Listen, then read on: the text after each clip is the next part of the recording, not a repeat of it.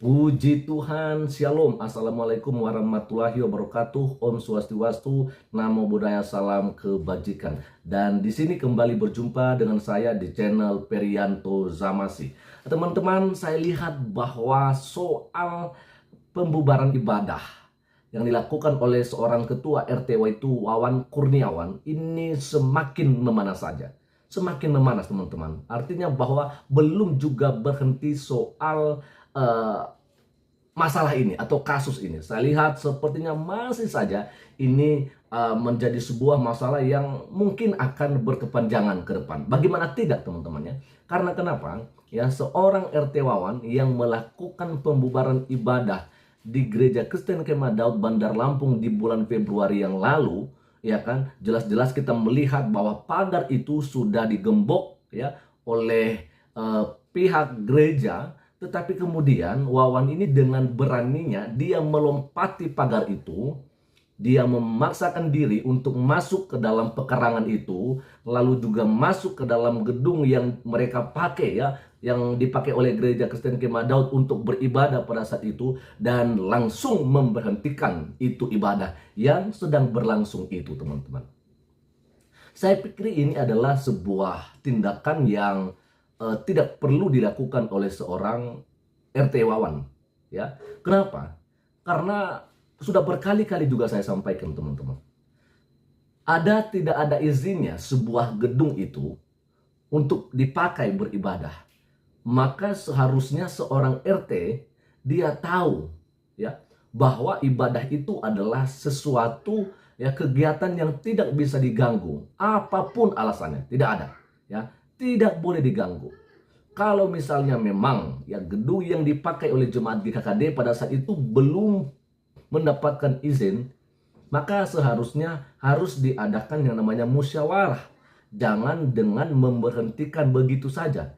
Ini sebenarnya yang membuat ya kepolisian harus menahan ya si RT ini di Polda Lampung.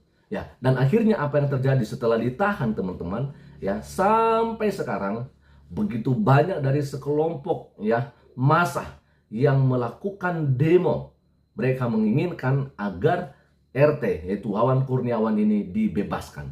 Saya akan bagikan saja kepada kita, teman-teman, seperti apa yang saya lansir dari situs Lampung Geh dengan sebuah judul berita, tuntut kebebasan Ketua RT Wawan, puluhan masa demo di Polda Lampung. Wow, ini benar-benar memanas, teman-teman ya. Kita akan lihat saja lah ya.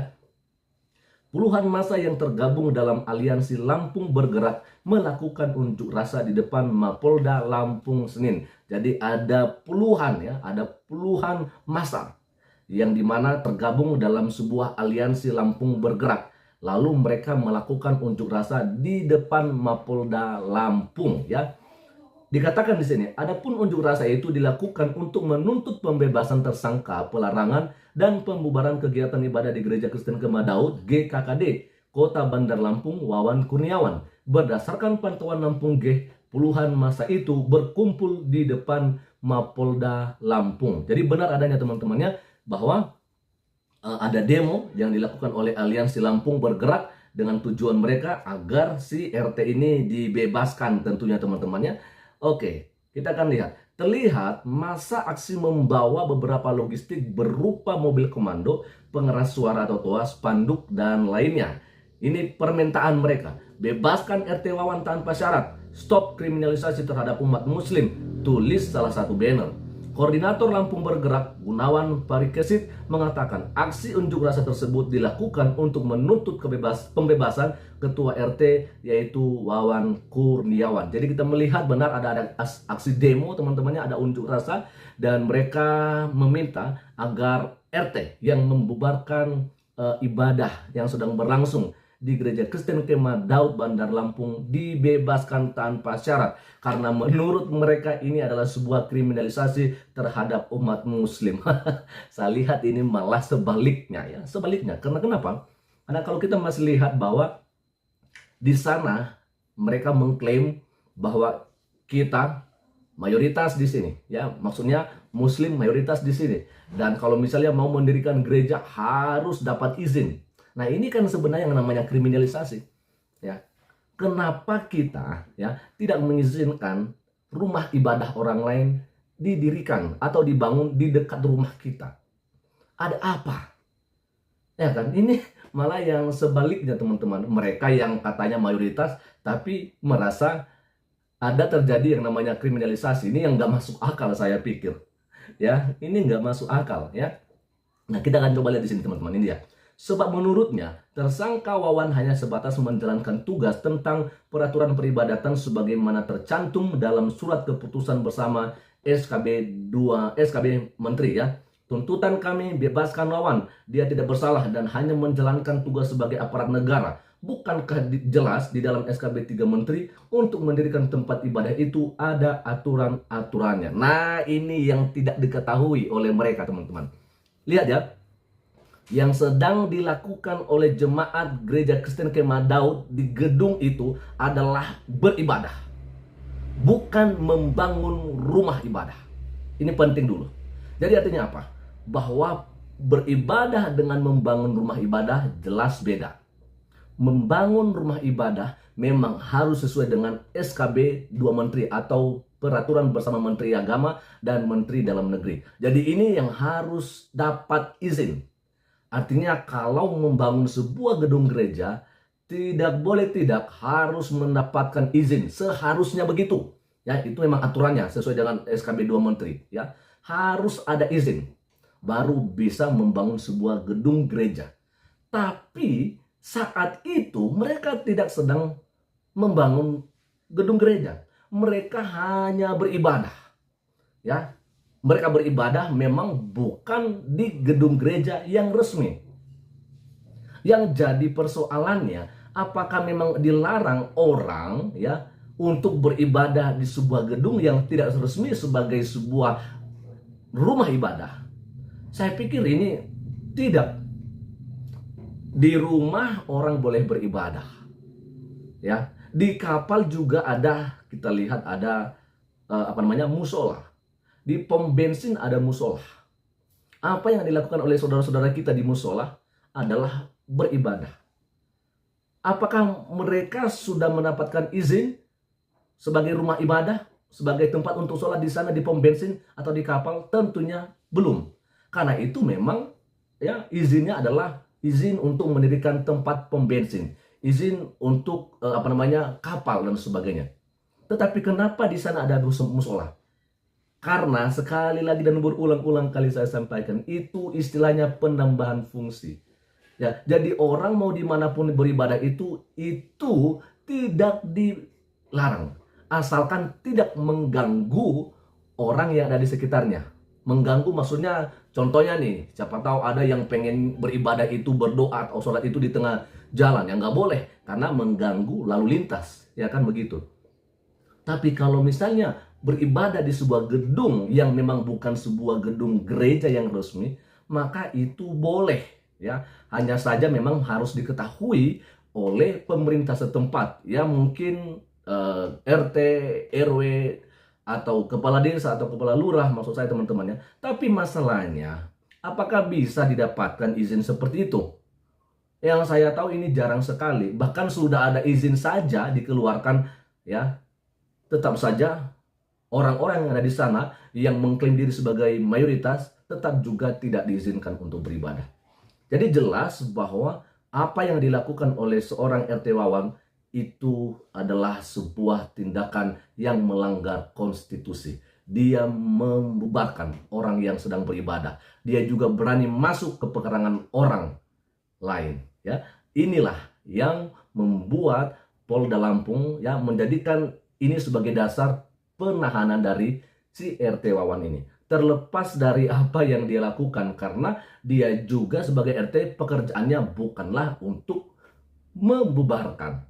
Harusnya adalah untuk membuat satu musyawarah. Kan begitu, itu harusnya. Nah, oke, kita akan lihat teman-teman ya. Selain itu, lanjut Gunawan, kegiatan peribadatan para jemaat GKKD di gedung gereja setempat sudah berlangsung lama sehingga wajar jika Wawan sebagai ketua RT mengingatkan kegiatan di gereja tersebut belum memiliki izin. Mereka dari 2016 sudah ada perdamaian dan menyatakan tidak ingin lagi mengulangi perbuatan yang sama. Tapi pada kenyataannya di 2022 dan 2023 begitu lagi. Tapi kenapa Wawan ditangkap? Ungkapnya, iya, betul. Tapi permasalahannya bukan dengan membubarkan kawan. Ya, bukan dengan membubarkan ibadah. Kalau ingin mengingatkan ya jemaat GKKD pada saat itu seharusnya nunggu ibadahnya sampai selesai. Berkali-kali kan saya sampaikan, itu harusnya. Jadi musyawarah dulu, jangan bertindak semena-mena. Itu yang dilakukan oleh RT Wawan. Makanya dia tidak tahu apa yang dia lakukan itu justru ya melanggar konstitusi, ya melarang orang beribadah, itu tidak boleh, ya. Sementara itu, LSM Laskar Lampung, Panji Nugraha menambahkan bahwa di Reskrimum Polda Lampung memiliki andil besar terhadap penanganan kasus tersangka Wawan Kurniawan di tingkat kepolisian daerah. Permasalahan ini sudah selesai di Polresta Bandar Lampung. Tapi kenapa di Dirkrimun Polda Lampung membawa permasalahan ini ke wilayah dia? Tapi dipelintir oleh Dirkrimun, ini laporannya tipe A, tipe C, inilah itulah kata dia, ya.